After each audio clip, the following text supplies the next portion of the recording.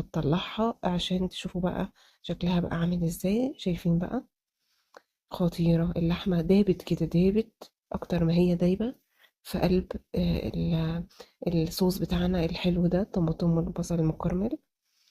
ولما دابت بقى ولقيتها خلاص بتغلي، ووطيت عليها الفرن وسبتها كده حوالي نص ساعة.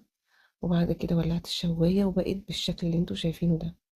بصوا بقى اللحمة عاملة ازاي، بتفك من بعضها، مش بتشد كده. لازم تحرصي دايما، زي التكات اللي انا قلتها لكم، ان انتي توطي النار على اللحمة عشان تستوي. بعد ما خلاص عليتي عليها اول ربع ساعة كده والشوربة غلت كده باللحمة، هنوطي عليها بقى ونسيبها. طبعا هنغطي عليها، ده اساسي. هنسيبها بقى لما تدوب خالص زي ما انتوا شفتوها. وكمان لما تنزل بقى الصوص ده الجميل ده في الفرن، كل الصوص ده